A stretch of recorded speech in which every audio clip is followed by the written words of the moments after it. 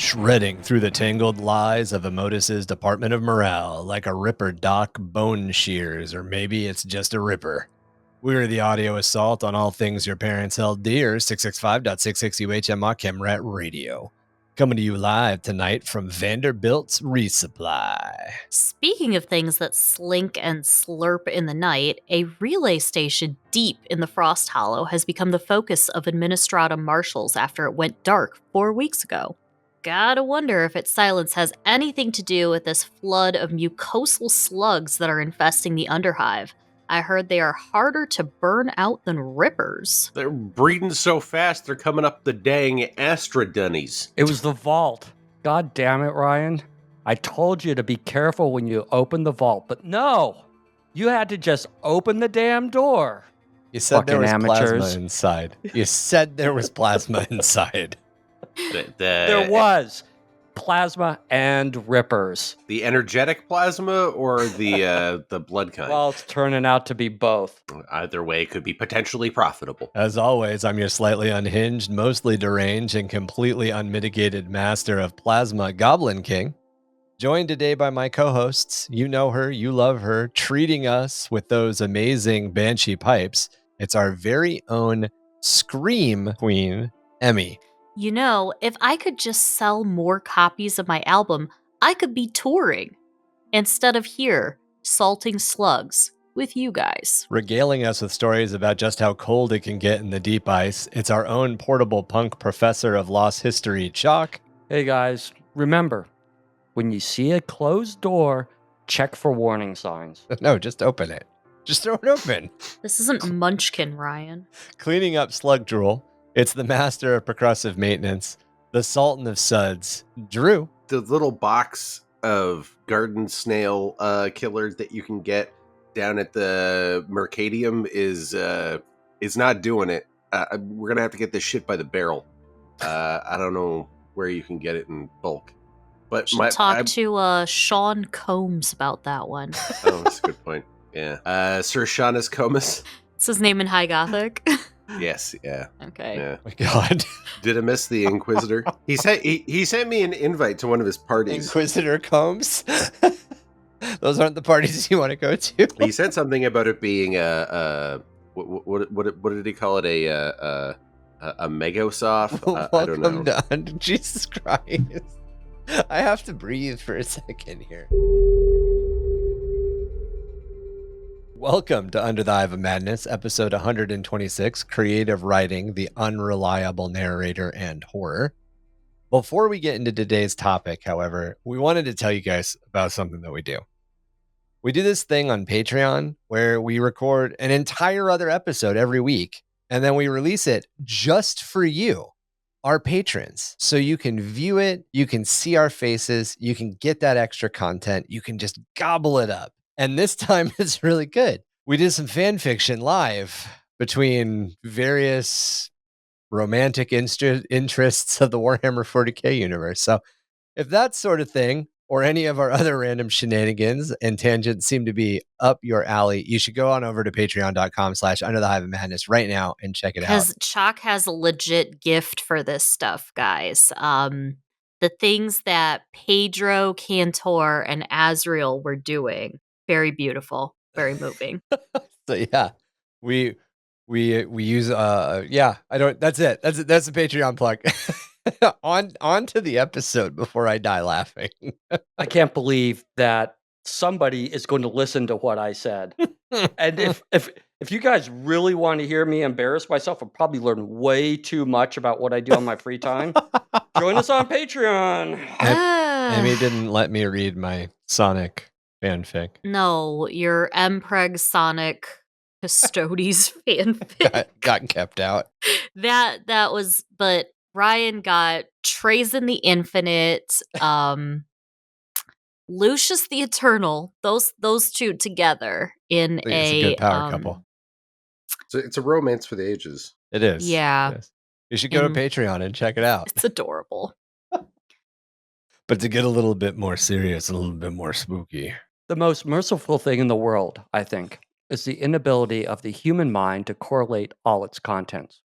We live on a placid island of ignorance, in the midst of black seas of infamy. And it was not meant that we should voyage far. The sciences, each straining in its own direction, have hereto harmed us little. But someday, the piercing together of disassociated knowledge will open up such terrifying vistas of reality and of our frightful position therein, that we shall either go mad from the revelation or flee from the deadly light into the peace and safety of a new dark age. Theosophists have guessed at the awesome grandeur of the cosmic cycle, wherein our world and human race form transient incidents. They have hinted at strange survivals in terms which would freeze the blood, if not masked by a bland optimism. But it is not from them that came the single glimpse of forbidden eons, which chills me when I think of it, and madness when I dream of it. That glimpse, like all dead glimpses of truth, flashed out from an accidental piecing together of separate things. In this case, an old newspaper item and the notes of a dead professor. I hope that no one else will accomplish this piecing out. Certainly, if I live, I shall never knowingly supply a link in so hideous a chain. I think that the professor, too, intended to keep silent regarding the part he knew, and that he would have destroyed his notes had not sudden death seized. This, of course, was from The Call of Cthulhu by H.P. Lovecraft. And by the way, as I was reading it, I was going like, I know this, I know this, I know this. And then I got the newspaper and the dead professor. I'm like, that's it. That's the Call of Cthulhu. As the opening 2 paragraphs from Call of Cthulhu. And the reason that we jumped in with a quote by H.P. Lovecraft is because today we are talking about the unreliable narrator. And to define what that is, it's fairly common to use narrative voice in storytelling, be it novels, short stories, audio dramas, or scary tales that we tell each other around a fire. While it's less common to find straightforward uses of it in films, TV shows, and video games, many of the same general rules can still be used to apply to all of these mediums. And there are several cases where it's employed in those other mediums, non-novels, and often to incredibly great effect. Because of that, we're all probably comfortable with the concepts of point of view being split up into a couple of different things. And the first one is first person. This is a point of view that reveals the story through an openly self-referential and participating narrator. First person relies on pronouns like I and me to create a close relationship between the narrator and the reader. It's probably also the easiest to use and identify. I would say in my time reading, and I'm a pretty big reader, being a creative writer and all of that, I'd say probably over 75% of what I've read in my life is presented from a first person narrative standpoint. It's not my favorite, and it's definitely not what I seek out currently, but the people that can use it well, use it really well. Mhm. But it's I feel like it's a very common like entry level. Man, that's just my opinion. I don't know how you guys feel about first person. I think that third person works better, Same. or switch between first and third person. The problem with third person is if you stay in third person, you can't give the inner dialogue, the character's thoughts. But when you go in third person, you can explain what's going on beyond what the character is experiencing. Right. You right. have those two. If you're just going, and we will be talking about the unreliable narrator. That, of course, is best done in first person. Yes, definitely. Drew and Emmy, Yes. thoughts on first person? Sorry, my brain was like derp. Well, I mean, when I think of first person and when I think of first person not being done well, Mhm. I think of a lot of the YA fiction written for teen girls. I think of The Hunger Games, I think of Twilight, and I think of these just kind of like this is not how a teenage girl would characterize herself. And when I'm, for example, reading about, right, like Bella Swan, like, oh, my favorite color is brown. I love Edward. He's so sparkly. I'm like, no, you are a middle aged woman who is writing some kind of weird vampire teen fan fiction because you're not characterizing, it's like a 35-year-old woman or older, I don't know, cosplaying as a 17-year-old Bella Swan, and sometimes I feel like the narrator, like the author, can put too much of themselves in the character when they're doing first person incorrectly. There is an example of like bad first person that we brought up a long time ago in one of our first episodes. Um, Not that we covered the rules clearly there, we were just kind of like bouncing stuff off. Sure.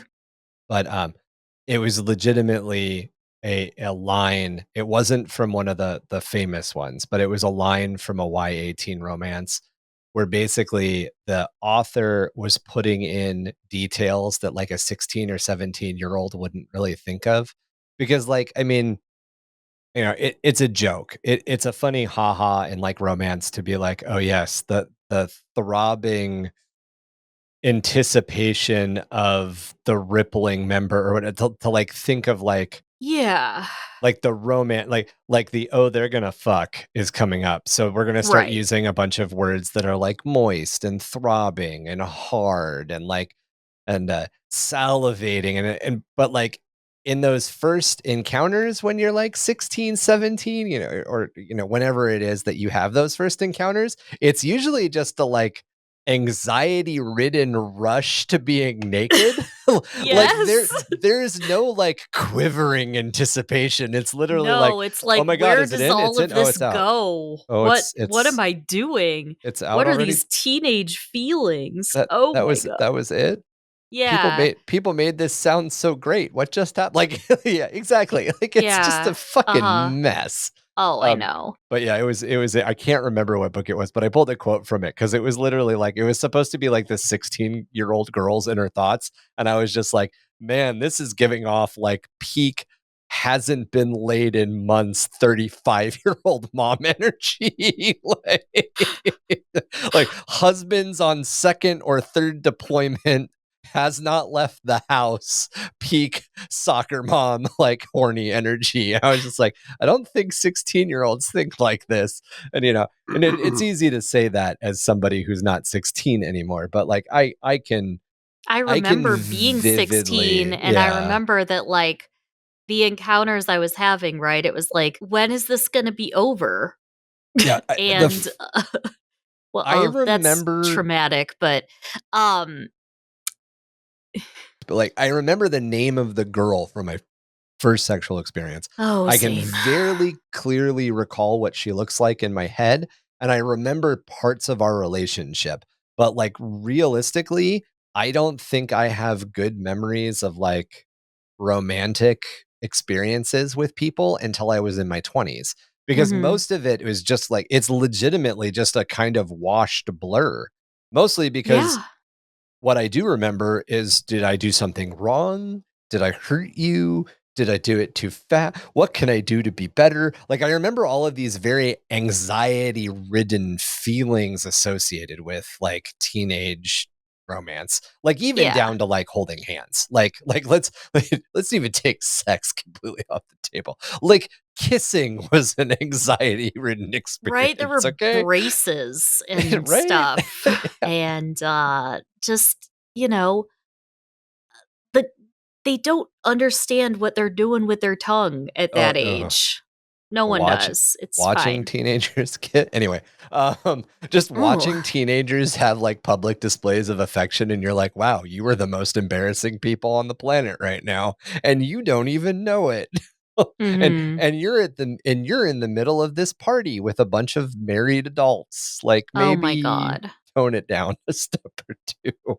Yeah, Drew. it's so uncomfortable just to watch, like, my friend's teenage niece and, That's their exactly what I was partner thinking. is, like, the 2 of them are just And the weird games that anyway, yeah, it's really uncomfortable watching teenagers in a relationship when you're oh an my adult. god. I know, right? My, like, 17-year-old cousin, and the things like, the romantic little texts that she sends to, like, the boys that she's Snapchatting, and I'm like, "No.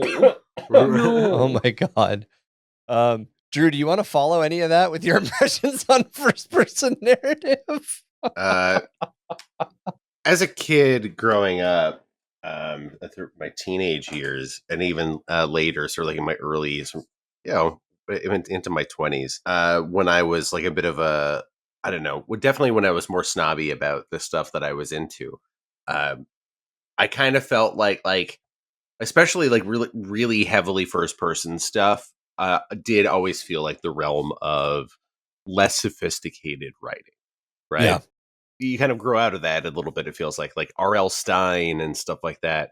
But that's because they are first person, but typically like on a very surface level. They're less about diving into the character and more just about the very simplistic. Because like I'm gonna say this in a weird way, uh, human beings think like tanks, right? Like we see everything through our window, and like most of it is sort of like just based around our sensory, like our heads, right? Like then I looked this Tunnel way, then I vision. translated this way, yeah. Like and it ends up being like a like someone's just kind of describing the when someone's just talking about sort of the mechanical things of and they get hung up on that stuff too, right? Like just the physical relationship between people in terms of like I was standing here, then I walked through this door and so on. It ends up feeling very kind of blah. But as you get older, then you start experiencing work that is a little bit more contemplative and a little bit more character driven.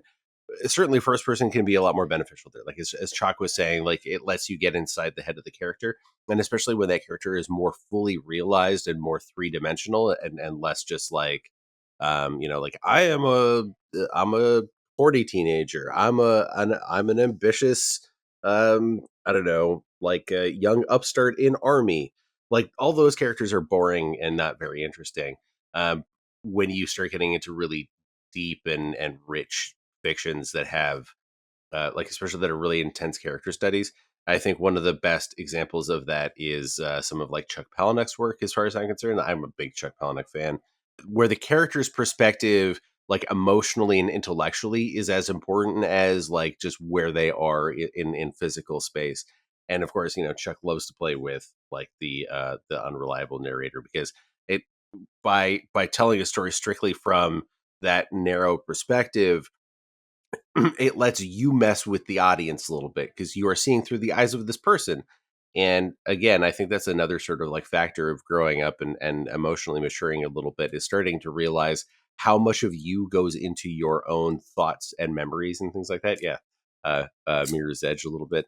Um, the and how that colors your interpretation and your impression of the world around you, and how much it biases you as well, I think Yeah. is really kind of important. But like definitely I had that moment for a while there as a kid where I thought that sort of like third person omniscient, truly omniscient, was more interesting. But like sometimes more of the world, or being able to be told more of the world, is a bad thing. Um, Yes. Yeah. I think the if I were to say the style that I gravitate to when writing is one that's like a little bit of a hybrid of both, where you're telling things third person, but from the narrow perspective of a character, so that you can pull out and say like, what they don't know is that the shark is underneath them.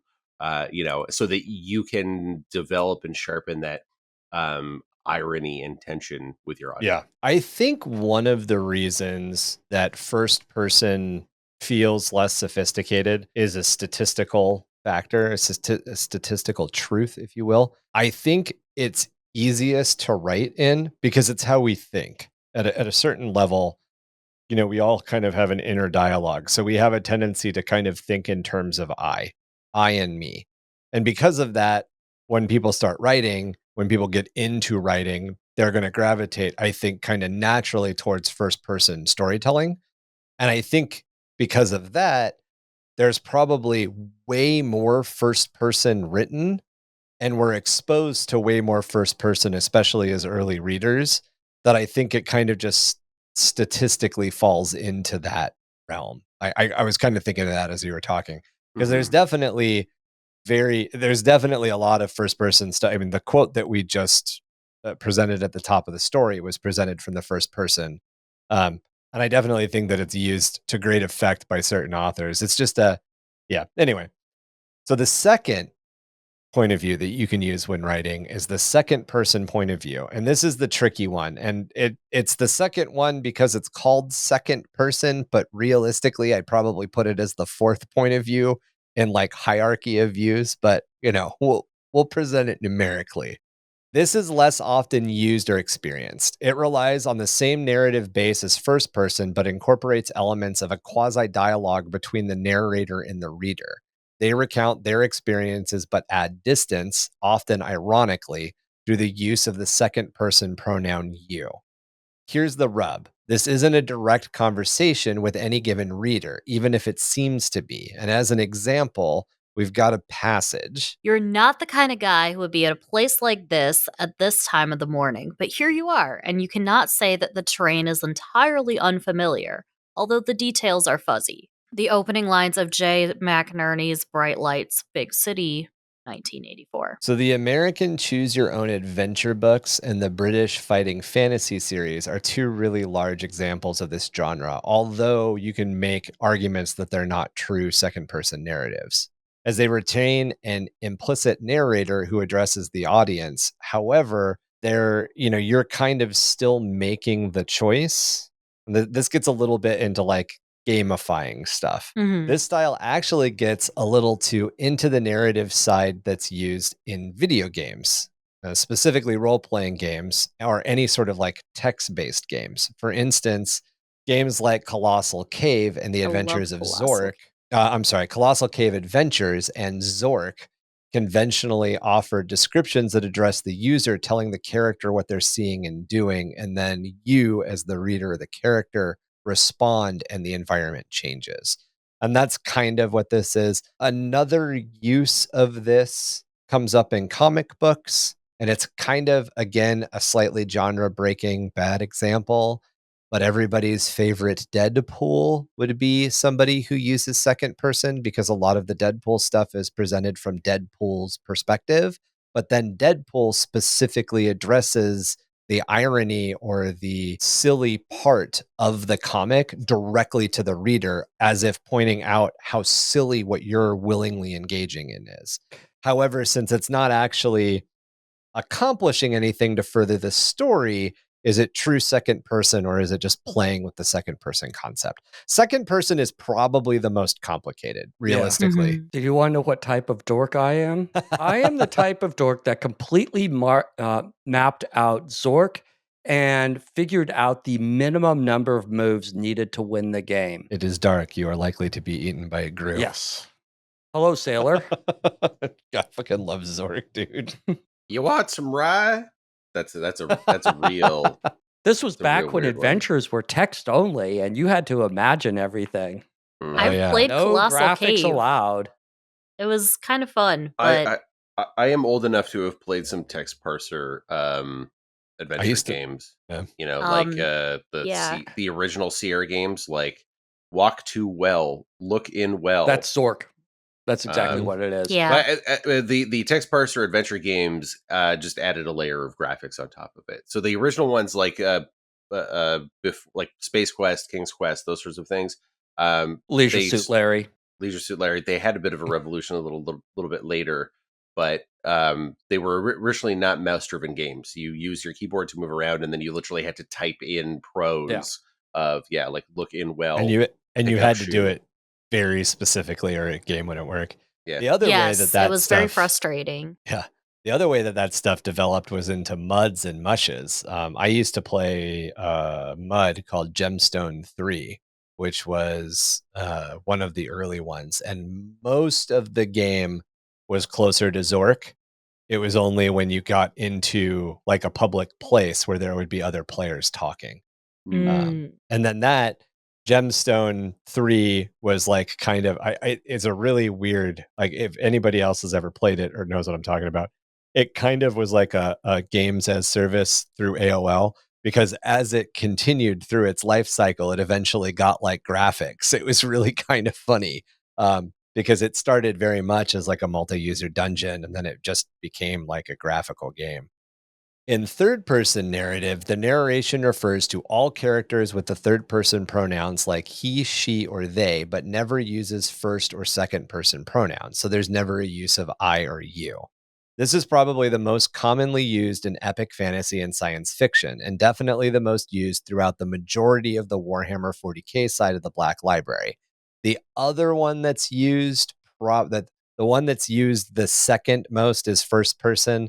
And it's kind of funny because usually, like, if you're reading something about an Inquisitor, it's going to be first person. If you're reading something about any of the armies and any of the big events, it's going to be third person. Yeah, you guys, if you want a good first person Warhammer story, I recommend.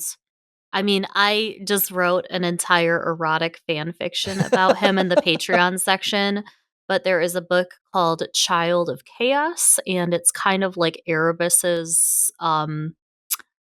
it's like autobiography.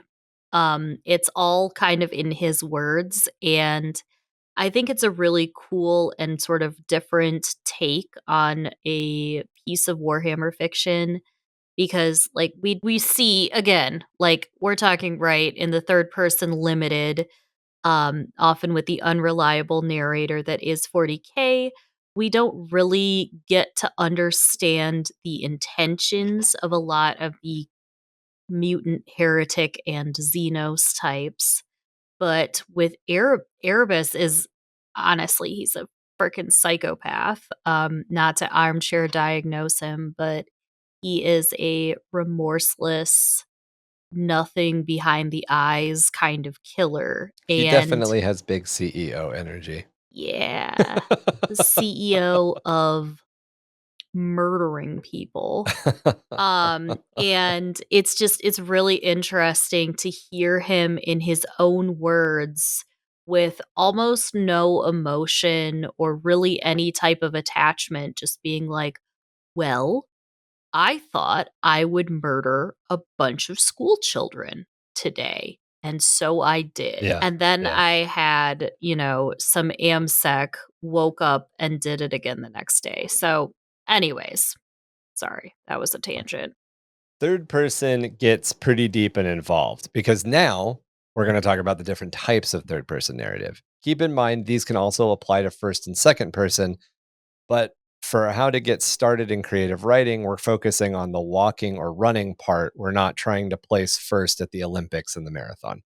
Don't jump into creative writing with I'm going to write a second person narrative novel. It's just you're going to drive yourself nuts. I've been creative writing for 20 years and I won't even try it. So Okay. yeah. In 8th grade, I was invited to write a piece for submission for this like 8th graders across the state little writing showcase. Okay.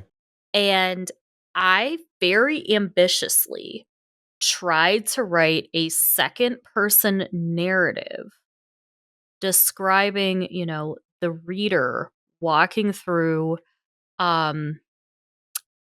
I don't know, I was a weird kid. I was really into like classic rock and Led Zeppelin, and I really like that song Kashmir. So I tried to like take the reader through all the things that, Plant and Page are describing in the song Kashmir by Led Zeppelin. Um in the second person. And it That's turns out this is really ambitious for a 14-year-old. I would say it's ambitious for like a 30-year veteran of writing, but Sure. But like I was a middle Yeah. schooler Yeah. and I did not win is what I'm saying. It was really it was the cool thing, I guess. It was a little different, it wasn't It's neat. just Yeah. a I mean, poem about volleyball, but like right. I tried to do something and it is hard. Yeah, it's difficult. That Yeah. one of my favorite authors, and this is only like kind of second person. One of my favorite authors is C.S. Ferdinand, and she has a book series. She has a fantasy book series. I cannot remember the name for the life of me right now. I like most of her science fiction stuff better, but she has a book series, fantasy book series, where one of the races thinks and speaks in first person. but the book is in general written in third person. A third person limited omniscient, which we'll talk about omniscient and limited in here in a second. But it's just it gets into that like second person ishness when that race is talking, because not only do they think in first person, but they speak in first person. But it's not first person as in reading a first person book. Like it it's the thing that like it's the comedic thing that we make fun of. We're like, oh yes, Ryan has arrived to Ryan's event today, and Ryan will now be doing Ryan things. Like it's that level, but it's not ironic and funny. It's how the race like speaks.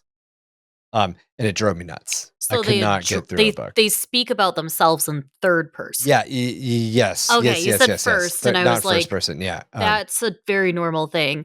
So as a side note, as a complete aside, you're right. When you speak of yourself in third person. Sorry. Yeah. But it's presented, but they think, yeah, it's fucking weird. It's a second, like, just this race in this book series essentially is written in the second person because it bounces between first person. But the race speaks in a third person because it's supposed to put you in the headspace of thinking in an alien way. And it was so hard to read. One of my favorite authors, way too fucking hard to read. And people talk about how amazing the books are, and I'm sure they're right, and it's just a me problem. But anyway, sorry.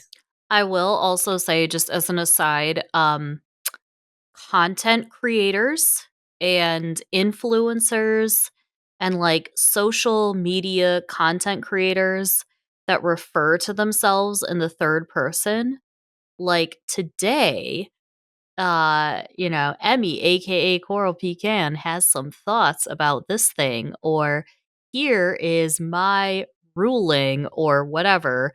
But referring to themselves in the third person, it is so cringe, guys.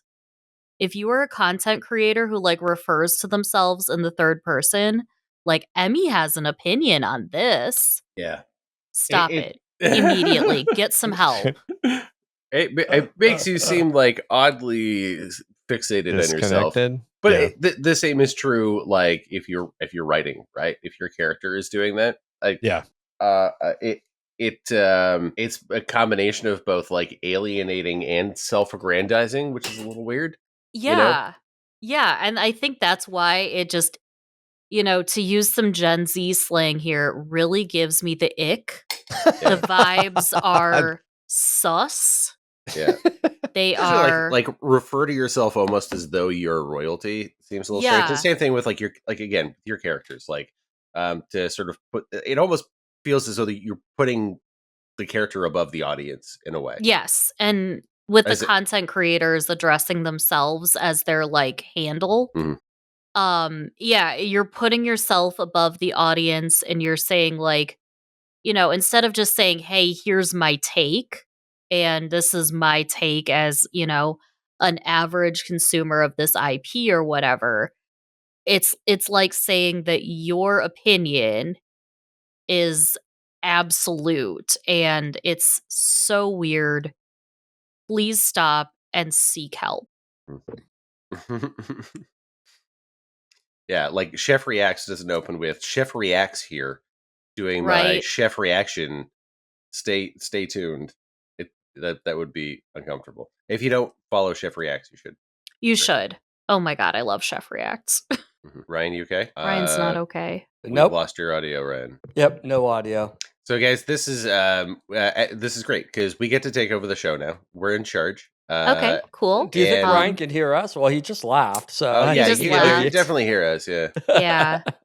All right. Well, let's still no change. Yeah. So now that I'm in charge, we're the rest of the show is going to be about how Tau are they're the best faction in 40k. So we're gonna replace everybody with Tau from here on out.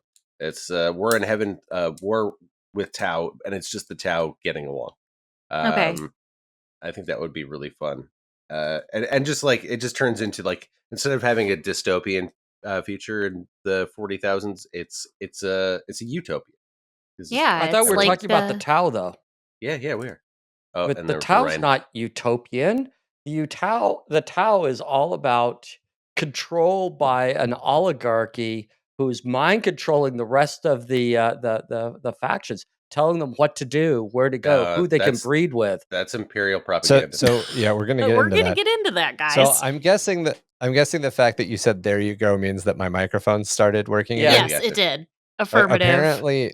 Apparently something decided that it was going to auto update itself, and I'm like, oh, this isn't concerning, it'll just happen in the background. But apparently no, it was concerning and interrupted a bunch of shit. It's never good. It always happens.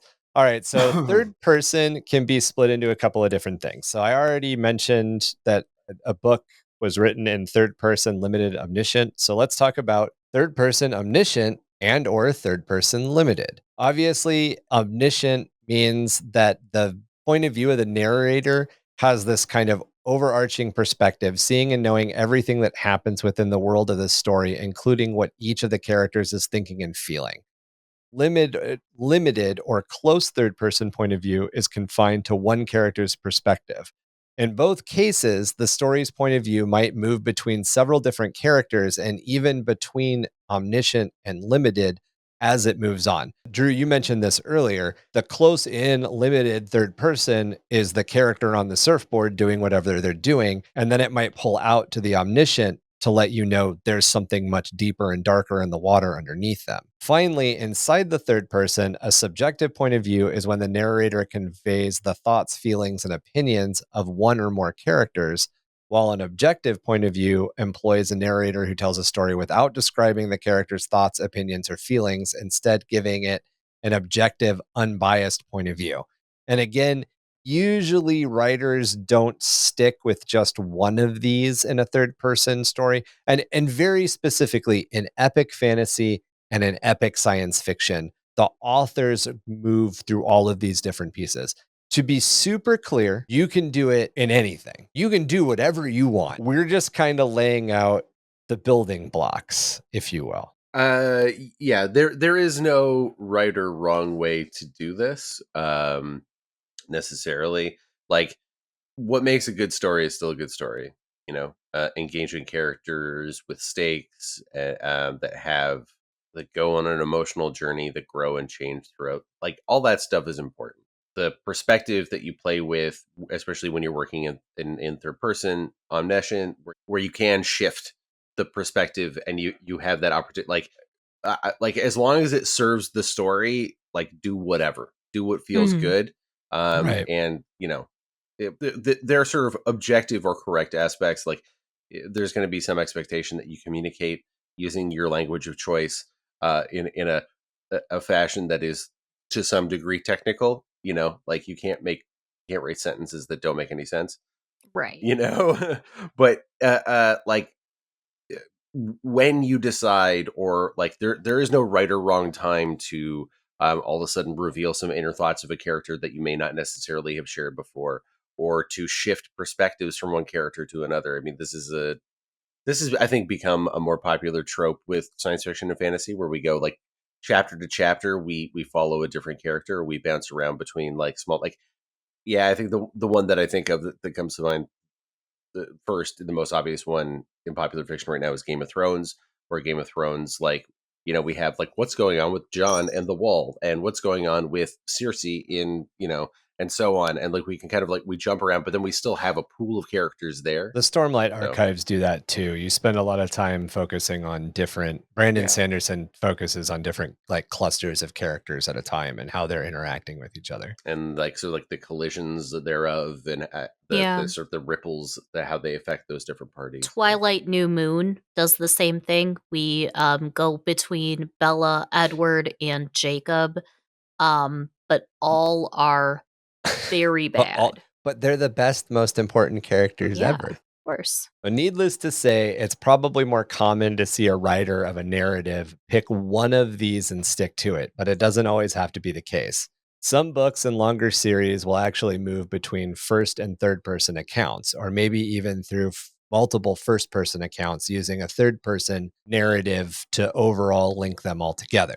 In oral traditions, the narration of a story might move between several different speakers, with each adopting a different point of view or points of view as they shape the relationship between themselves and the audience. While this can be done in both cases for stylistic purposes, it's often done more to connect that to the cultural identity or the traditions of the story. We've actually seen this in some modern fantasy, epic fantasy as well, namely in The Name of the Wind and in one of the Stormlight. I don't know if it's a Stormlight. The character talking is Will, but I can't remember if it's the Stormlight archive. But a character specifically takes on the mantle of the oral tradition storyteller, and they relay a story in a third person book from a first and second person narrative story point, because they are giving an oral tradition recounting of another story inside, like embedded within the story, a story within a story. Tolkien did this a lot too. If you want to get back into something older, in Tolkien's case, a lot of times it was those epic poems or epic songs that were being shared, or it was a tale being shared at the table.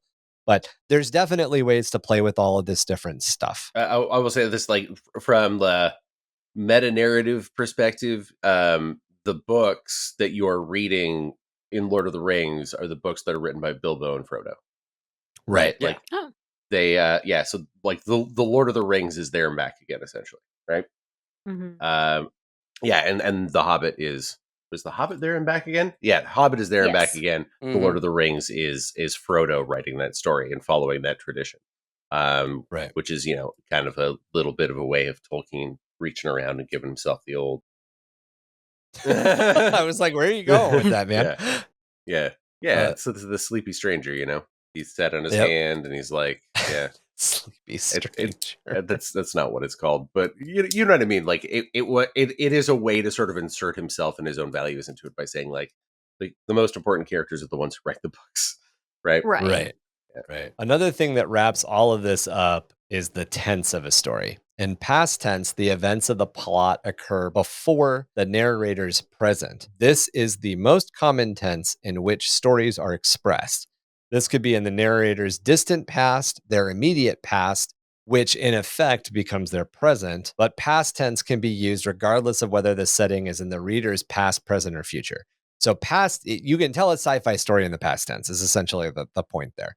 The past tense is just the tense in which it is presented, whether or not you are doing the thing or if the thing was done, essentially. Mhm. In narratives using the present tense, the events of the plot are depicted as occurring in the narrator's current moment of time. Present tense can also be used to narrate events in the reader's past. This is known as historical present.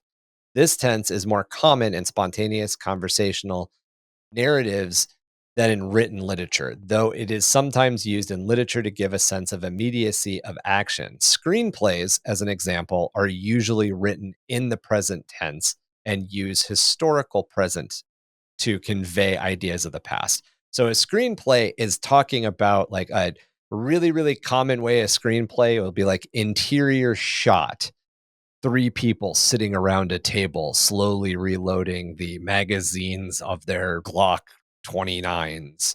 Outside establishing shot, three large aliens slowly creep down street towards door. Interior shot, back to table of three. Everything is presented in first person. Everything, or not first person, in present tense. Everything is happening as the camera sees it. The future tense is the most rare, portraying the events of the plot as occurring sometime after the narrator's present. Often these upcoming events are described such in a way that the narrator has foreknowledge or supposed foreknowledge of their own future. So many future tense stories have a very prophetic tone. Future tense, very, very specifically used. I would say there are often quoted portions of the end of the Bible that are presented as future tense and talked about as if they exist in our future's tense rather than existing in the narrator's future tense, which was 2,000 fucking years ago. Oh, But the lakes of whatever. fire, the Yeah, rapture, all that good all the stuff. shit that was literally written about the end of the Roman Empire that people try to make fit the Iraq war for whatever reason. Mm. Yeah, anyway, the Black Library books span a wide range of tapping into all of these. However, in general, excluding the sidebar quotes and included short stories, the core rulebook and codex lore in Warhammer 40K is presented in the third person, limited, omniscient, historical present. It is the collected knowledge of the Imperium on the subject presented as full fact. It's just highly fragmented, riddled with bias, and twisted by the Imperium's own propaganda.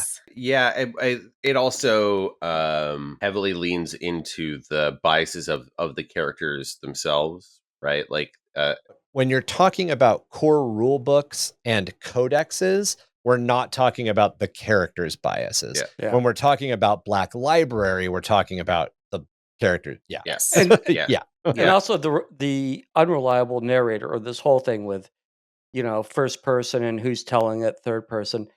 Part of it has to do with the fact that they have so many authors that it is almost some of it is very well planned out, and some of the big authors, It's gotten a lot better yeah, planned out. it's gotten a lot better, but everything is still, there's nothing that is non-canon. They just say these stories were told from somebody's point of view, and it's basically from their point of view.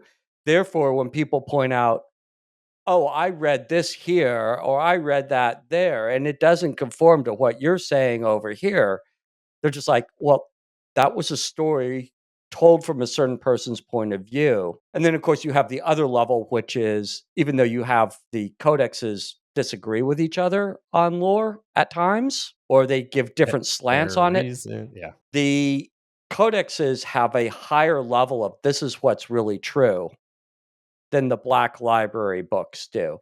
The Black Library books are very much tales told around the campfire, and the codexes are newspapers, is one way to look at it. You have these different levels. The codexes are the historical archive of the Imperium. Yeah. And I said that on purpose. All of the codexes are the historical archive of the Imperium. None of them are written from the viewpoint of a Xenos race. Any other, yeah. And the Black Library books are, by and large, the stories of the person that's telling them. So the Black Library books are not necessarily historical, or scholarly historical accurate, and that's why it's a big get out of jail free card. It's a very smart one, but it's a big get out of jail free card. Well, and they can it just goes kind to the of fact with hand wave most things, like, oh, what's the Emperor's real name? Oh, it's an Imperial secret. Anything that they don't necessarily want to elaborate on, they can just kind of hand wave away. Yeah. I think it's important to mention that the central conceit of Warhammer 40,000 is the 40,000. It takes place over an impossible length of time. I mean, there is the trope of sort of like broken telephone, right? The notion that like when you tell a story, it changes every single time, right? And every iteration, and human history is just full of that throughout history, where you have one story that's recorded, and then as it's reproduced, it's altered and changed, and that just we know that like time has this huge distorting factor on just records and how information is stored and how it's shared with people. And we as a species, the human beings have gotten better at creating more perfect records, but they're still not uncorruptible, right? Like as someone who works in like my day job is in television news, I can tell you that those things, as best we can do, like the efforts to maintain records and long-term like media storage, everyone does their best, but like the technology is never perfect. It's never perfect. And there are 14 terabytes of podcast data kept on a computer, and at some point there is a chance that that's going to fail, and that archive is going to only be backed up on Spotify. Like, and that's just the thing. Like, and like even in this recording, my computer decided to wig out and had to have a little bit of a reset, which means technically, if this was a historical matter of record, if we had been dictating something of historical importance, anything I said in that like 5 minutes, it's just gone. I can re-say it, but it's lost its context of Right, it's no longer a primary existing. source. Right, exactly. And because Warhammer 40,000 has been this weird kind of snowball rolling downhill since the 1980s, right? I don't think they had any aspirations or any idea that the game would become what it is. I think they knew it was going to be popular, but for it to become essentially what it is now, which is, being honest, and I don't want to sound too self-aggrandizing, but it is a cultural phenomenon, right? Like, it is now part of the zeitgeist. Granted, it's not Star Wars, but it is still there. The kids love that Space Marine too. They do. I mean, it might be a personal bias, but it's better than Star Wars. Yeah. I mean, there are over 200 books written by, that's not counting short stories, novellas. Oh yeah. And I don't know how many authors that is. Yeah. And every time these stories were written, a lot of times it was with the caveat of this is just going to live on its own. This is going to live on its own. And then at some point, somebody said, well, wait a minute, like, these stories are starting to contradict one another because we hired this person 10 years ago and this person, 2 years ago, and now this person now, and they're asking questions, but that person's not available anymore. Yeah. Or like, we didn't even tell them that this book existed, or we forgot this book existed, like it's no longer an internal strategy, but at a certain point, and this is, I think this is the point that you're making, but there was very much this is a co-authored universe mindset to 40K. Mm-hmm. And at a certain point, you fill in enough of the universe that you have to start like, okay, crap, now we have to link everything together. It was a shared universe, anybody. not a co-authored. It was a shared universe. Shared, yeah. Anybody could write anything for it, and anything could be canon. And this was before there was things like as we understand it now, Games Workshop has a very thorough Bible, right? Yes. That has been written, that has her like definitive answers. But like back when like the Eisenhorn novels were being written, that did not exist. No. Right? Voxcasters did not exist until Dan Abnett wrote about Voxcasters, and then Voxcasters magically showed up in the new sculpts, and by new I mean like 20 years ago, of the Cadian regiments. Yeah. So that little Voxcaster backpack that everybody glues on their models nowadays literally came out of Dan Abnett writing something in one of the Eisenhorn books. Like, that's where it came from. And that's where I had a comment on on one of my posts. Follow me on TikTok, by the way. Where somebody said, well, I've read some books and I Googled stuff and I've never heard of that. And I'm like, dude, I've been living this for 30 years. I've read a lot of books. They're all inconsistent. And not everything has made it onto the magical Google machine. I am sorry. There's 40 years of lore, and every single time we build a lore-based episode, we spend hours looking over 3 or 4 sources to make sure the information we're presenting to you is right. Does that mean that it matches 90% of what you can Google? Probably. Does that mean that we're bringing up stuff you've never heard of? Absolutely. Yeah. Does that mean that we're drawing conclusions between stuff that you're not? Yeah. Well, why? Because we spend hours reading this stuff and poring over this stuff. Like, but yeah, to get us back on track. Yeah, but this back is on all track so I can go reflexive to bed. Of the same. It's all reflexive of the same point, though, right? Which is that the 40 years over which Games Workshop lore has existed, because it has been around for so long and so many different people have been involved in writing it, it is a jumbled mess. And that was over 40 years. The Warhammer 40,000 fiction is supposed to exist in a time where, like, they have had the written record longer than there's been a human civilization, right? Like, 10th at the least 10,000 years. Yeah. So that keys us up to talk about the unreliable narrator. So this technique uses an unreliable source of narration or heavily relies on a specifically untrusted narrator. This is done to create a deliberate sense of disbelief in the story or to build in a level of suspicion or mystery as to what information is meant to be true and what is meant to be false.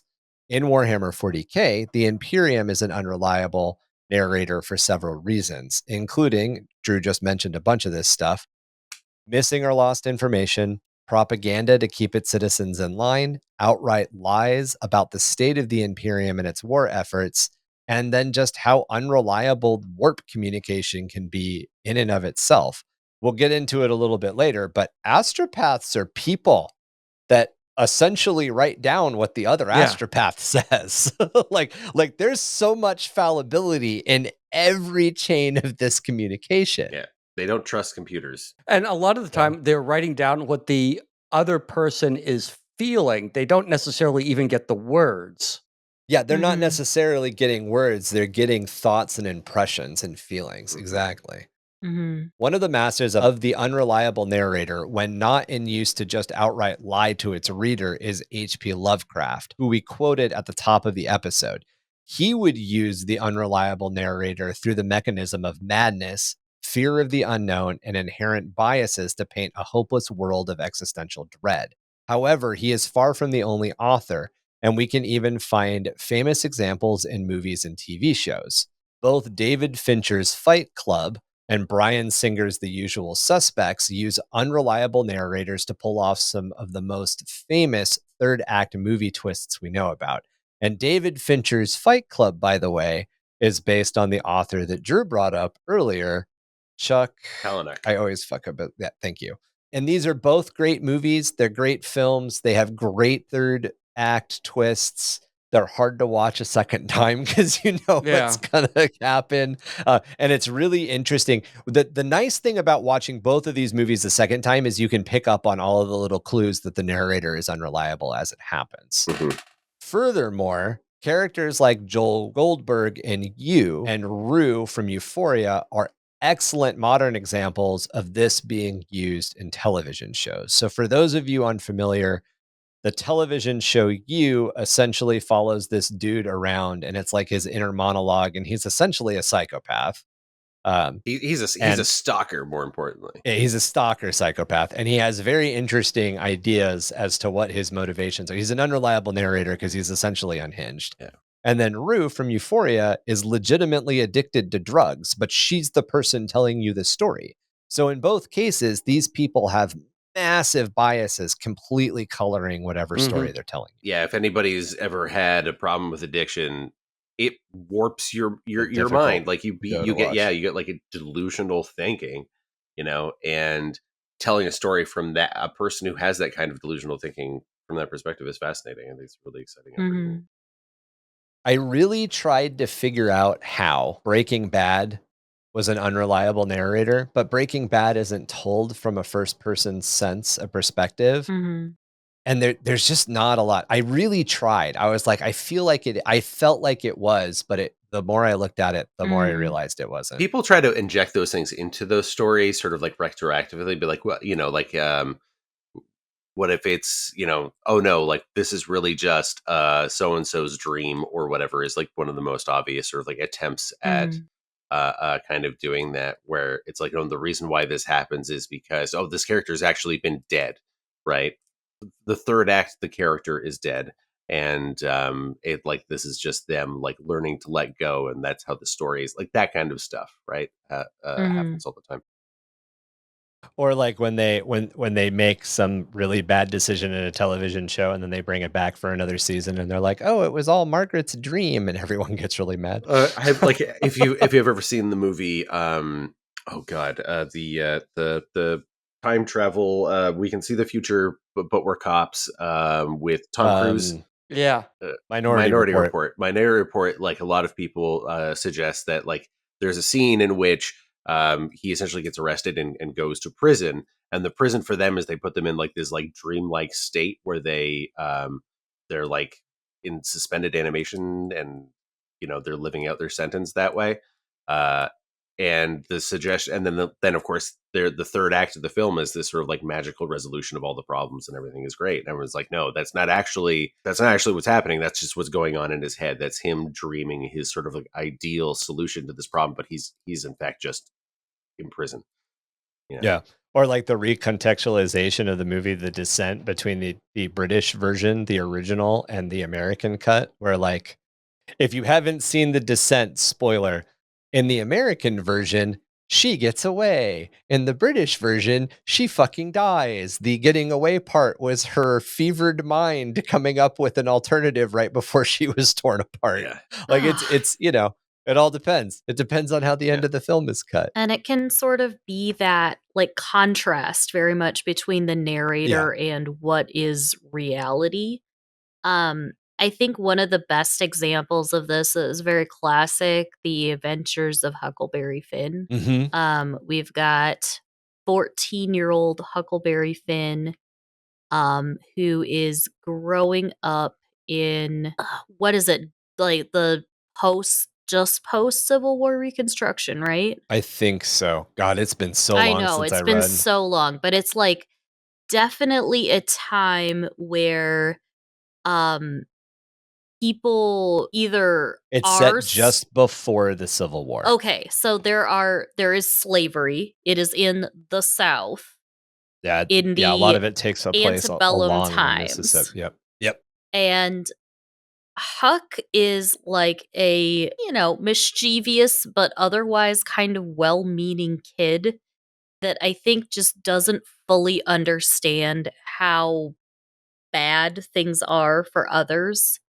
And I think also in some ways, almost kind of intentionally doesn't want to see things for as they are because Huck's dad is like a horrible, abusive alcoholic that beats him. And going down the river on a raft with Jim is like a far better alternative than hanging out with drunk dad. But Right. some very like kind of scary adult situations happen to both of them on the raft. They meet some pretty like unsavory people. But I think because Huck is so kind of like naive and optimistic and really kind of thinks the best of things and kind of thinks the best of people, everything's very tainted in a way and we don't really see these real sketchy situations that they get themselves into for what they are. Great example, by the way. Thank you. Warhammer 40K's Grand Rug Pull. We generally accept that game worlds are presented in the third person, omniscient, historical present voice. Although steps like character creation and army generation very much fall firmly into second person. Because of this, when picking up a Dungeons and Dragons core book or a controller for our favorite video game, we expect everything we're experiencing to be a background lore dump of factual information, or at least factual enough information. Something in the story's progress might change or evolve those facts, or there could be hidden knowledge and lore that will become clear later. But in general, our expectation is that these are the truths of the gaming world. This is one of the reasons it's uncommon and hard to pull off the unreliable narrator in gaming worlds, and more specifically inside video games. Since we adopt a certain amount of first person point of view when we start to engage in these forms of entertainment. Think of it this way. When you recall an epic game of 40K on the tabletop, you don't say, "My little plastic space marines took no man's land and held them for 3 rounds." You say, "I took no man's land." I say the Just first like thing. Really? Okay. Well, Yeah. then you're a much more evolved human. No, I think I I switch mean, back and forth. I see it very kind of existentially like, oh, yes, it's just our little plastic men vying for control of this objective marker. No, There's I think I usually describe always it an in third outlier. person, not first person, if I'm describing a game. But it's still being described as a thing that you are engaging in. You are not describing it as in somebody watching Chac do it. It's way more prevalent in video games. For instance, Well, in video games, you are, especially first person, you are that character. or the character, right? But Mhm. in tabletop games, you aren't necessarily all that you're like, I think most people that I play with say I took no man's land. And I do too. Like I was using my orcs and I took no man's land. That's how I would phrase it. I wouldn't say the other day when I was playing my orc army, I made great tactical decisions. I would very much be like, "Oh yeah, I took no man's land. That's how I won the game. I took no man's land." If you pressed me and we were having like a deeper conversation about tactics, I would probably pull out into that strategic mind, that like third person mind to talk about it. But if I'm just recalling the game, I'm going to recall the events that happened. No, I'd probably say my orcs took. So in video games, it's even more common to say this because it's really awkward to say it was a hard fight against the Lictor on veteran difficulty. I really had to get my timing down and watch my ammo reserves rather than saying Titus found this fight difficult. I did not relay my experience with Space Marine 2 as Titus found that fight very difficult because it's not a third person recollection. I fucking hated that fight because I had to balance all this shit against the goddamn Lictor. And the first thing I thought is, why the hell aren't they this fucking good on tabletop? Anyway. So what to sort of like bring these two things together to the tabletop sort of experience is one of my favorite games of all time is Command and Conquer. And one of the things that Command and Conquer did was it evolved the narrative by incorporating like elements of the gameplay into it in a way that hadn't been done before. In previous games that were, you know, the ones I'm thinking of most would be his predecessors, which is Dune 2. That's the big one. Dune 2000, sir. No, Dune 2. This is older than you think. Yeah, it's the game that came before Dune 2000. You are correct. Yeah. It's the one that's not it's not the one that's not a technical RTS. It is the first sort of like, yeah, thank you. You guys are arguing over something that nobody cares about. This is literally like early 1980s video game.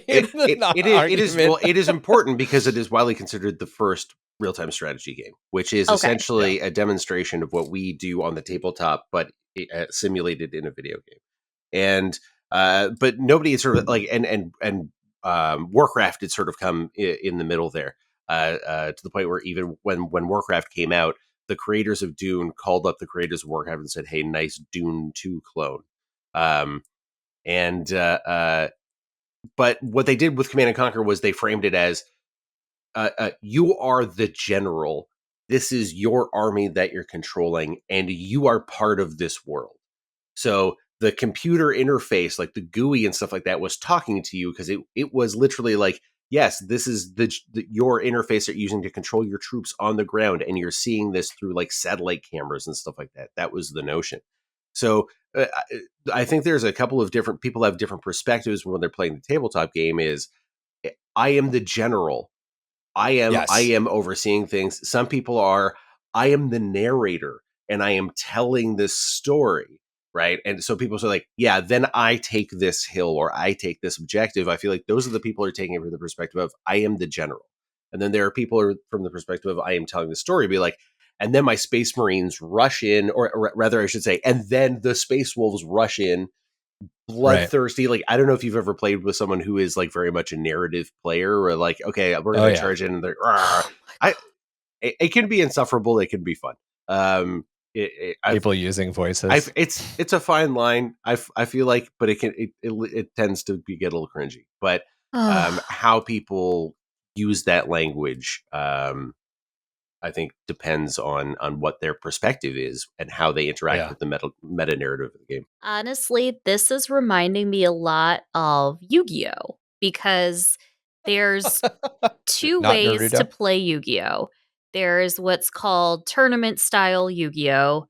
And there is what is called anime-style Yu-Gi-Oh! So tournament-style Yu-Gi-Oh! Think of any sort of like TCG tournament. Think of a bunch of unwashed, sweaty people at folding tables playing cards with each other, right? Competitive, we're attacking life points, we're revealing face down trap cards. It's your typical kind of like just back and forth.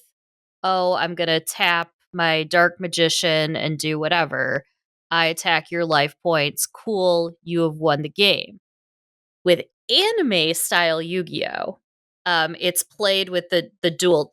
Yeah, it's played with the dual disc. So tournament style Yu-Gi-Oh, they're not pulling out the dual disc. Ridiculous thingy. Okay. Yeah, they're just playing cards like at a normal like Yu-Gi-Oh tournament. Table. But Right. Anime style Yu-Gi-Oh is specifically played with this dual disc. You have your different zones, you have your deck, you draw, but the way that anime style Yu-Gi-Oh differs is you have to create the narrative. So you have a deck and you have your monsters, you have your traps, you have your little cantrips and stuff. But instead of just saying, I play Dark Magician Girl and I cast Pot of Greed, things like that, you have to like make a narrative. Like, why is it that Dark Magician Girl has the Pot of Greed? And why is it that your monster is now powerful because of this upgrade and able to attack your opponent's monster? Like every single thing as you're playing the game, you must justify in a narrative. Like in Magic the Gathering, right? There's a very popular piece of equipment called lightning greaves. They're little boots. And we all think it's real funny when it goes on like a snake or some other kind of like silly non human thing. But if you're playing anime style Yu Gi Oh!, you must explain how it is that now your snake has boots and a sword. So, reminds me of that a little bit. There's a card game called Gloom. Oh, I've heard of Gloom. Yeah. Where the entire card game is the cards you draw you use to tell a narrative. Like that's the entire point. It's just I don't know why, but I thought I was like, oh yeah, Gloom does this. It just strips out all of the like the all shadow of the, like, realm, magical boy, magical girl stuff that happens in the other trading card games. Right. I was told today, and I'm not sure how 100% this accurate this is, but in Yu-Gi-Oh, the example we brought up just a moment ago, when it in the anime, when a character is defeating another character, they're said I'm going to send you to the Shadow Realm, right? I'm going to reduce your life points to 0. You're going to go to the Shadow Realm. There is no Shadow Realm. Right. That's just death. That is an invention of the dub, so they don't have to say, I'm going to kill you, Yugi, or I'm going to murder you, or whatever. It was so that they could sort of like euphemistically downplay it for the North American Western audience. Which is really weird for kids' Yu-Gi-Oh, entertainment. Because Yu-Gi-Oh is a card game based on an anime, based on the idea that kids playing Magic the Gathering in the American school system were able to make the Magic the Gathering cards come to life. It's I called love that Duel Yu-Gi-Oh! Monsters, Ryan. It goes the other way around. It was a card game first.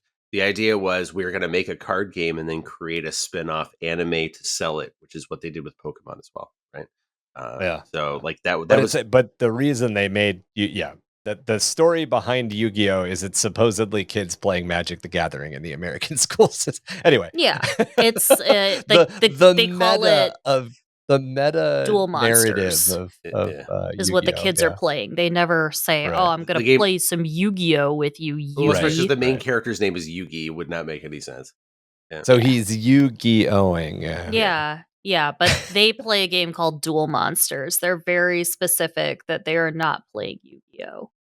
Yeah. Yu-Gi-Oh.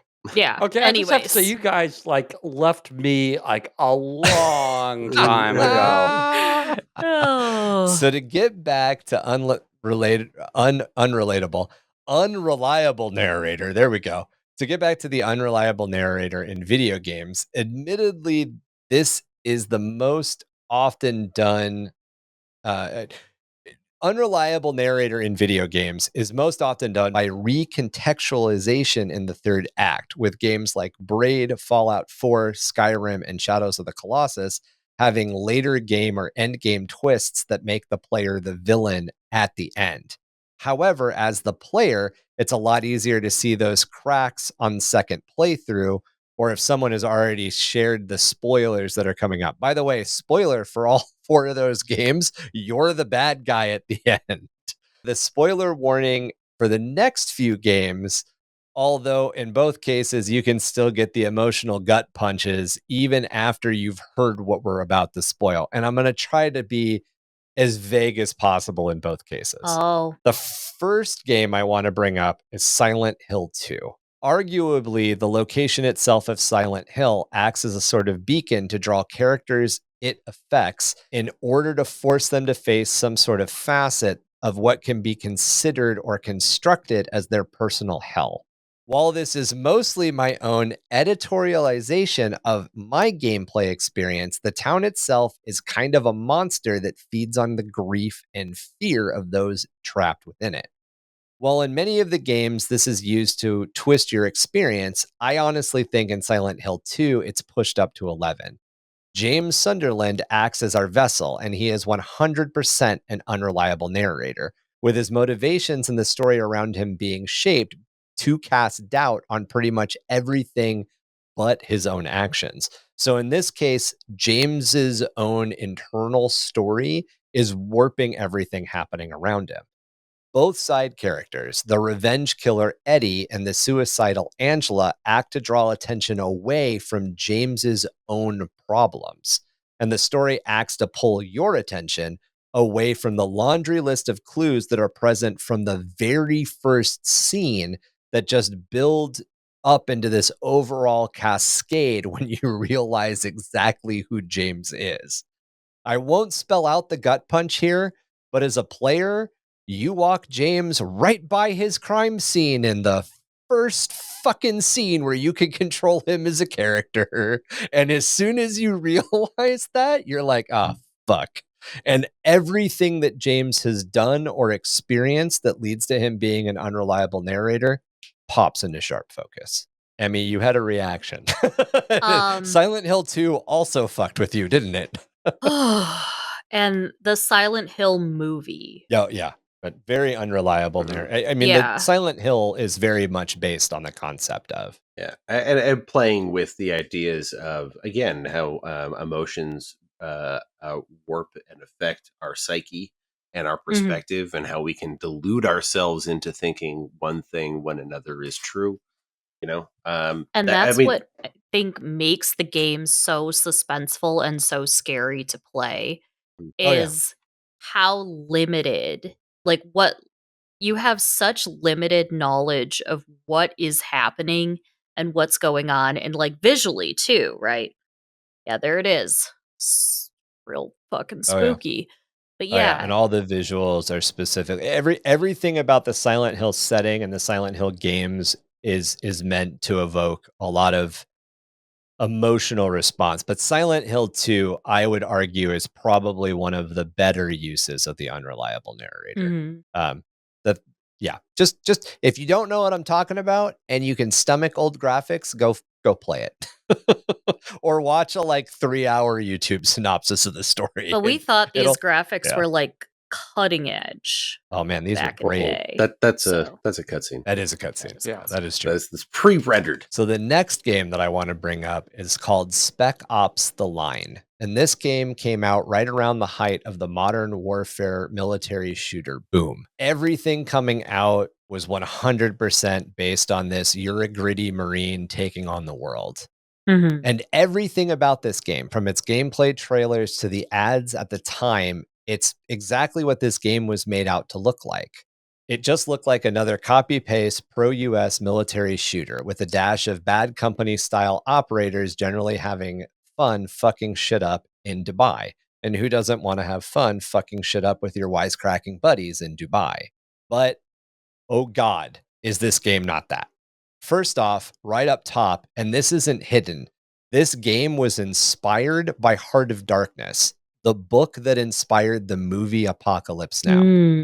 While the game would seem to be a high-octane action adventure, it can often actually feel like a horror survival game. And then comes the admittedly really, really early rug pull. This is not a third act rug pull. This rug pull, by the way, makes the infamous No Russian mission from Modern Warfare 2 feel like a fucking Saturday morning cartoon. If that mission made you vaguely uncomfortable when you, along with 2 other Russian operators, have to stroll into an airport and murder people, by the way, huge controversy all over the news. If you guys haven't heard of the No Russian mission from Modern Warfare 2, just Google it. This thing was fucking everywhere. Spec Ops: The Line takes that idea of that mission and turns it into a fucking game. The player controls Captain Walker, a special operations soldier who, along with his team of 2 NPCs, move into Dubai that has been choked by a sandstorm in order to save a trapped U.S. officer who stayed behind to help with the aforementioned natural disaster that's now choking the city. The story is incredibly well crafted, and it soon becomes hard to determine if the player is in control of Walker's fractured mind or if Walker is tricking the player into an out of control spiraling of ever more grim war crimes. The sanity of the characters around the player erodes, and the rationality of everything boils away. I brought up the infamous No Russian mission for a reason, where Modern Warfare 2 seemed to approach the subject of war atrocities as a fun side game. Spec Ops forces the player to realize the horrors of war and exposes what it means to become the bad guy. And it's almost not impossible to keep playing the bad guy. This isn't a game where you play the I'm going to be the bad guy for funsies. This game makes you think about the psychology of being in a fucked up situation. And unlike most games of the era, most of the people that you end up shooting throughout the entire game are US soldiers. Jesus. Spec Ops The Line is a mastercraft of storytelling, and it is probably one of the most thought-provoking and what are we glorifying? If you take away what you're supposed to take away, why do we glorify this stuff is the point the game is making. It is very clearly making a point about how horrible war is and what war does to people. It's kind of like the game that's out right now that just came out called The Forever Winter, which is essentially about the idea of war is no longer in control of anybody and it's this endless thing. And you're essentially stuck around these giant fighting robots and your life is hell. It's that kind of concept. It is stripping away the male power military fantasy and actually embedding you in what warfare means and does to people. It's Okay. a very well crafted story. I have some questions. Yeah, go ahead. Okay, so I don't really play a lot of video games, but I have Okay. a few questions about this one. So, what year did this come out? It came out in 2012. Yeah. Early. Right at the height of the modern Oh, like warfare, the whole Call of Call Duty of Duty. Okay. shooter era. All right. And what studio was this? I can't I completely think it was remember. Electronic Arts. EA? Well, that was the publisher, but who are the developers? I Yeah, remember, who are the developers? Dark Side Game Design Studios and Jaeger companies that you will they're still around, but Jaeger is now owned by Tencent. You wouldn't know it. Sure. Jaeger has done a couple other of these kind of more thought provoking games than not. Yeah. The Cycle. Here's another one. I have not played a Dreadnought. video game in the 2000s. I honestly, Yeah. depending on so Spec Ops The Line, most military shooters, especially of this era, ammunition is everywhere, supplies are everywhere. Spec Ops The Line, it's really, really hard to find and keep ammunition. It's very much a horror survival game set in a military setting where the character you're playing is losing his fucking mind. And that makes it hands down probably one of the best games in my opinion of the early 2000s. And I there's other games that I think are up there, but it's non-conventional, it tells a really great story, and it plays with the expectations, especially of the time, and honestly even now, of what it means to play a video game, because you're not overpowered. You're not really in control. And the game tells you you're not in control a lot. It's not your story. It's this guy's story. And this guy's brain's broken. Interesting. Which, in my mind, these are all things that we brought up to get back to the point of Warhammer 40k as unreliable narrators. Warhammer 40k purposely subverts the expectations of the third-person, omniscient, historical present voice. And the fun part is the writers and the designers, as we kind of mentioned earlier, aren't even hiding it. However, since we enter this particular game world with our own preconceptions, we help their brand of unreliable narrator. The truth of every single core rulebook and codex from any faction is, as we mentioned earlier, the Imperium controls the narrative. This means that when you pick up your Eldari, Orc, or Leagues of Votann codex, you aren't getting the lore from the faction or that race. You're experiencing the lore as interpreted by the Imperium's own scholars. Scholars who are operating on incomplete information and under massive industrial machine, which is bent towards xenophobia as a religion for over 10,000 years. One of the horrors of Warhammer 40K is that there is no way to have a peaceful meeting of the minds in a setting where humanity is truly in a dark forest. And one of the things that I think is absolutely fantastic is with the release of Space Marine 2, there's a meme going around where literally my favorite video game genre is space racism. And I'm like, yep, whoever made this meme gets it. Like, Warhammer 40K is in fact space racism. And there's no use pretending otherwise. Well, I mean, human beings are, for whatever reason, a previous survival mechanism has been to other people, right? It's shitty. It's awful. Right. It's horrible. But like the human race has been doing it again, probably before there's been like recorded, history. Pre-civilization is probably something that we did as a way to sort of like consolidate genetic groups and stuff like that. But Right. so it's bigotry is an easy thing to relate to, unfortunately. Like people from either from more just like ethno groups, right? Or when it comes down to it, like social groups and social hierarchies, right? Like the jocks and the nerds. Like it's just we love drawing lines between groups of people. Yeah, and it makes it easier when you say, well, it's in space, and those aren't humans; those are chaos bug monsters who want to suck our brains out. So we can hate them, right? I think people. One of the reasons why they're so fixated with World War II is it's it's a time to say yes, these people were bad and evil, and we can other them and say they're not us. Right. Like, and it is one of the places where I think people feel like morally justified in doing what is otherwise a morally reprehensible thing, which is to hate another group of people. I brought up the fact that humanity in the 40K universe is truly in a dark forest. And the reason is because the dark forest hypothesis is that the reason we don't see any other races in the galaxy when we currently on our own world look into space is because everybody is like a hunter in a dark forest. And as soon as you give away your position, every other hunter is going to immediately try to kill you.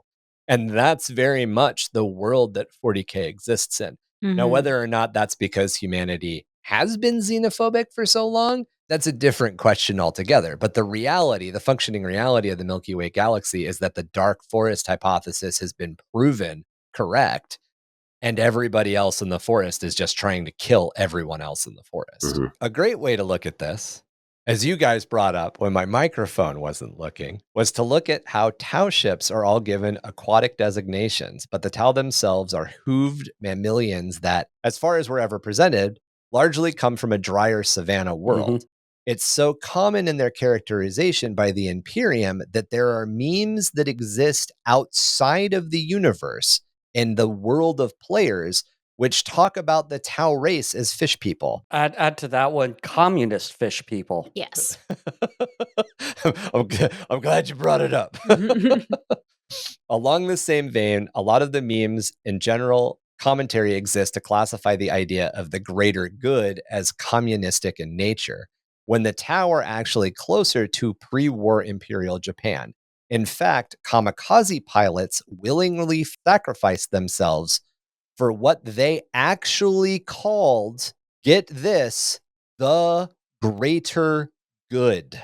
And that is why the Tau use the greater good. It is because GW is linking them to pre-war Imperial Japan, not communism. We can even go deeper into this when we look at how Tau lore hints towards a past of martial arts that is now highly ritualized in their use of bonding knives. But there was a martial past where those weapons were most likely replaced with the gun. And this is most likely, again, a reference to the fall of Japanese old warrior caste system, the samurai. As black powder weapons spread across the island nation, they became replaced. The samurai became replaced with this new gun-based martial practice.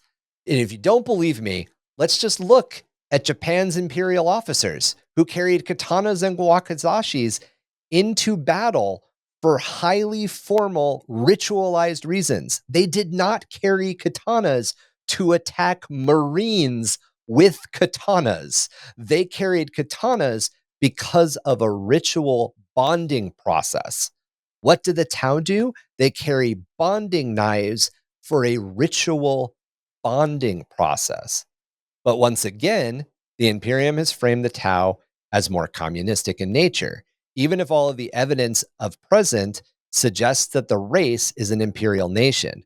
The Imperium is an imperial nation, which therefore suggests that the xenophobic stance is that only humans are capable of empire building.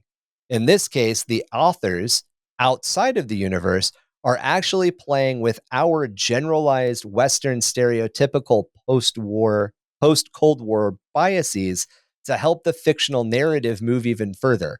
They're using exterior propaganda to reinforce the Imperium's propaganda that the Tau are communists, even though if you look at the codex and the lore, none of it suggests communism.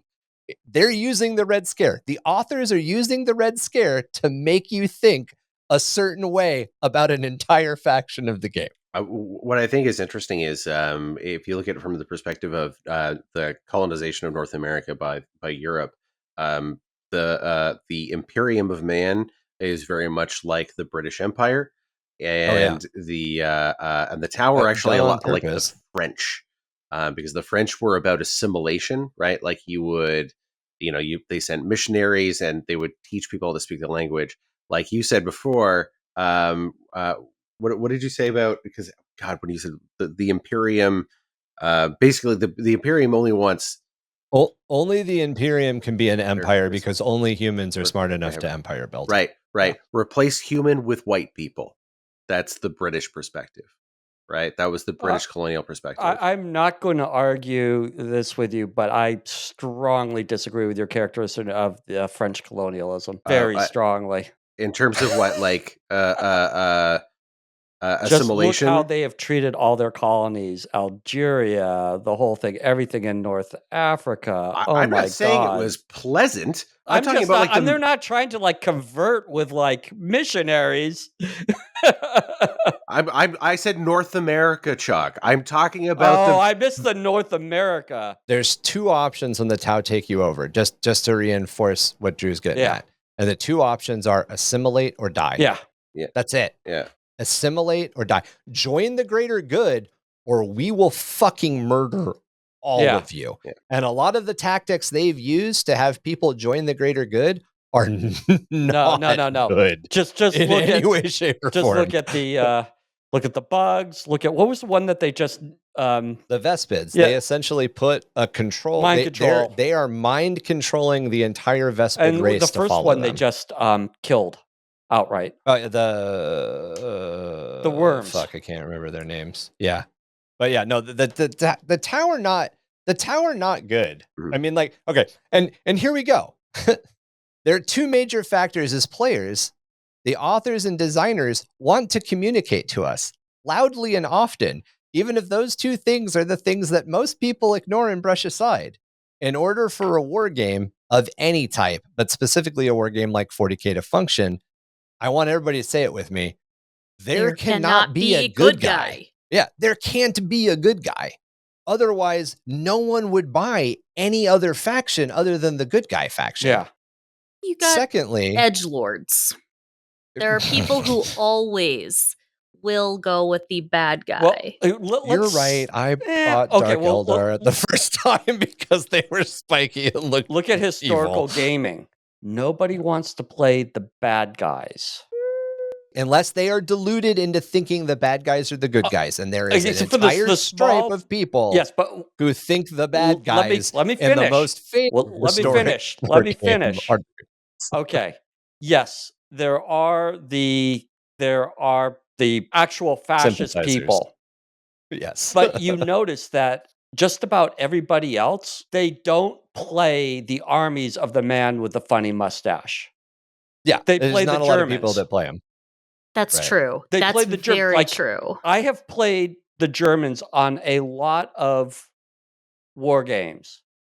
I have never played the armies of the man with the funny mustache. Right. Yeah, And people draw we a go line. through mental gymnastic hoops to not play that faction. How many So- times have people reminded you that the army during World War II was the German army, and that the people, the Nazis were the political party, not necessarily the army. And those are people that play that play World War II games and play the Germans. Yeah. Tell people that all the time. And they tend not to play those troops that are dressed all in black. Yeah. The SS is often referred to as a paramilitary organization, even historically, and the reason is because that's kind of what they were. Yeah. They were not necessarily, they were a branch of the military, but they were paramilitary. But a lot of people use it as an excuse, like it removes them from the military rather than realizing that it makes them part of. But anyway, yes, I have played some bolt excuse action, and there are some people who play the Germans in bolt action, and they very much, they will do anything. They will do a gold medal balance beam routine of the mind to convince you that what they are doing is simply preserving history, and it has nothing to do with the funny mustache man. Yeah, I've got a World War II game behind me that I have to put together. There are also people who play the Germans in bolt action who think the Nazis are the good guys. There are. Like, I've met them. Yeah, and that's why Warhammer 40K doesn't say there are no bad guys. Warhammer 40K says there are no good guys. They're not trying to tell you. They're trying to tell you everything's bad. They're trying to tell you it's the Dark Forest. They're trying to tell you everybody is xenophobic. Everybody wants to murder everybody else. See, that's the thing about like reading comprehension is you should be able to determine like the audience, right? When you're reading a piece of literature or you're consuming a piece of media, you should be able to right away tell who the intended audience of the media is. And people should be able to use those media literacy skills to be able to find that like bias, to be able to find that unreliable narrator, and to be able to go, okay, there is satire here. This is so tongue in cheek. Right. But again, there are these fucking people. It's always going to happen. Who are, let's just see here. I'm just going to read a random Instagram comment. Oh man, the Instagram comments have been fun. Can we just choose to paint our stuff cool? Not as a political thing. I just want to escape from reality. And then, you're going to have these people who are like, doesn't matter what color you paint them. All Xenos will fall at the feet of the Space Marines. And you're like wow, dude. Sir, like, sir, this is a Wendy's drive-thru. Are you guys all familiar with the idea of the rule on page 6? It's an old D&D, like, I don't even know, or maybe it's page 6. Page 7 is the page in the tabloids that has all the goss, right? I think it's the page 6 rule. So the page 6 rule, essentially, it's the first rule on the first page of the first D&D manual ever printed, after the foreword or after the preface, after they've thanked everybody, after all the designer notes. It's the first rule. And the first rule is the DM is always right. And even though it is the first fucking thing written in the first widely published fucking role-playing game, people argue to this day that the DM is not always right. And this is the same thing that's happening in 40K. The two biggest rules are there are no good guys. And the second one is that every official rule book, and that's anything published with the Warhammer 40K Eagle logo, If you go and look at your Leviathan book right now, or your 10th edition book right now, you'll see exactly what I'm talking about. And yes, I understand that logo changes from year to year. However, anything with that logo on it is presented, as we've just spent a bunch of time talking about, from the perspective of the Imperium. It is the Imperium giving you the information. Black Library books, as we mentioned earlier, don't necessarily fall under this rule. That's why there's a separation between the Black Library and official lore. And that separation is, this is the lore as presented by Imperium scholars, and these are the, I want to say apocryphal, but it's not apocryphal. It's everything in the Bible. It's the allegorical recountings, or the allegorical stories of the soldiers that experienced it. So that's why you can have a rule book or Anecdotal? a codex. Anecdotal. Thank you. Not allegorical. Anecdotal. Thank you.